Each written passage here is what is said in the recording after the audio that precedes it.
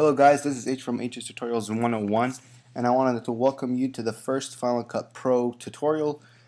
Basically on this tutorial I'm just going to be showing you the basics between this version and the older version of Final Cut. So as you guys know, this is the newer version, which is Final Cut Pro 10 or X or whatever you want to say it. And the old one is Final Cut Pro 7. Now 7 was used basically for a lot of films such as The Social Network, True Grit, and 300. So as you guys can see, that the older Final Cut basically give you more options than this one. Basically this one, it just brings it all together. In the older one you had a different application for color correction. You had a different application to burn a DVD. You had a different application to, well, you still kind of do have a different application, but for motion, as you guys can see, it's kind of technically built into Final Cut 7. Basically, you could be able to choose titles, transitions, and effects. And basically, in Final Cut 7, you actually have to create your own. So basically, it had like way much more professional features. Like if you were brand new to this stuff, you wouldn't know anything about it.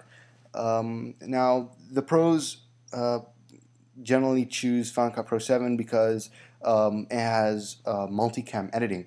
But I could show you how you could do multicam editing in Final Cut Pro 10, which is the one which you're seeing right now. And basically it's not that hard, but it's not the actual way you're supposed to do it. But it's just a small technique that I've learned, and I think is the best way you could create multicam editing.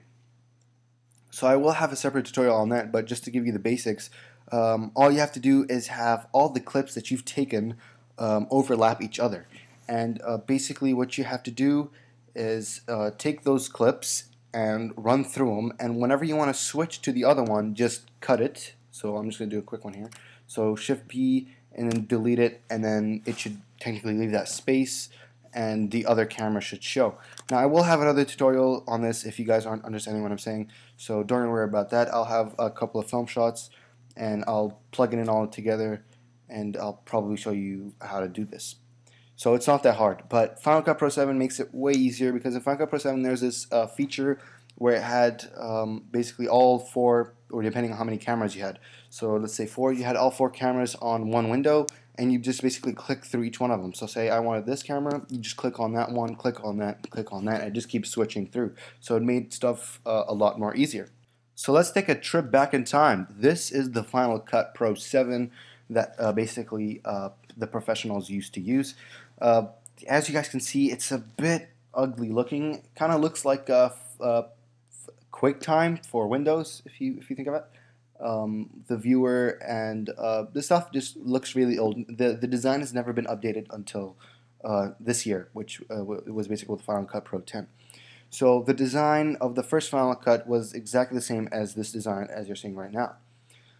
Basically, this has more stuff, and it was technically, if you think of it, it's just simpler but advanced at the same time. So over here you could do a lot of stuff. You could create folders, bins, new sequences, import any type of files, and but the hassle was that you had to render everything you did, and it was basically annoying to a couple of people, or actually a lot of people. And basically, if you like, on my opinion, I've been using both of these applications. I've done side projects on both of these applications, and I felt that I'd go towards Final Cut Pro 10, but sometimes I had to use Final Cut 7 for more stuff. Like basically, if I want to do some simple editing, I just either head over to Final Cut Pro 10 or Final Cut Pro 7. But on some stuff that I use multiple cameras, I just felt better using Final Cut Pro 7 and then exporting it and then putting it back into Final Cut Pro 10. So you kind of do need both of them if you're kind of working on some professional stuff. Now you can go with Final Cut Express. I don't know if it's still available in the Apple stores, but you could find them online, like Amazon or eBay, and they sell for really cheap right now, I guess. You could pick up a copy and then you could use on both of them. But Final Cut Express does not include the multiple cameras. So basically, I will have in that tutorial that I was saying about the multiple cameras, I will show you the both ways on how to do it in this application and the other applications in one single video, and show you the differences between the two. So let's head back to the future with Final Cut Pro 10.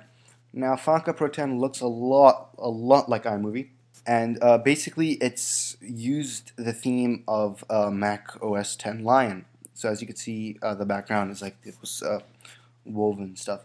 But also with this new version of Final Cut, you could take everything to full screen. So say if you have a computer like mine, I have a 13-inch MacBook, you really want to use all the screen space you can get. So I do recommend using full screen all the time. It basically helps you edit and focus more into your project. So also another difference between Final Cut Pro 10 and Final Cut Pro 7 was that in Final Cut Pro 7, to edit audio, you had to use a separate application, which was Soundtrack Pro. But with Final Cut Pro 7, what you have to do, all you have to do actually is click on the object or the audio object that you have, and head over here, and you can basically choose your effect, your volume span, and you can even have enhancements. Like if you head over here, you could choose loudness, background noise removal, and hum removal. And if you head back, you could head over to the equalizer and basically have stuff equalized the way you want it to. Now, as you guys can see, this is my new intro that I'm currently using. And basically, in Final Cut Pro 10, it's just going to make stuff more easier if you're a beginner. So I guess that's it, guys. So stay tuned for the other video that I was talking about, the multiple cameras. I'm gonna start doing that right now. So stay tuned for that. I will, like I said, in one video I'll have the differences between Final Cut Pro 10 and Final Cut Pro 7, both using multicam editing. But Apple did not, actually Apple did announce that they're going to include multiple camera editing into Final Cut Pro 10 in early 2012. But for now, in case you need to use multiple cameras and you're wondering how to edit, I will show you how in the upcoming tutorial. So I guess that's it, guys. Thanks for watching, and I'll catch you in the next one.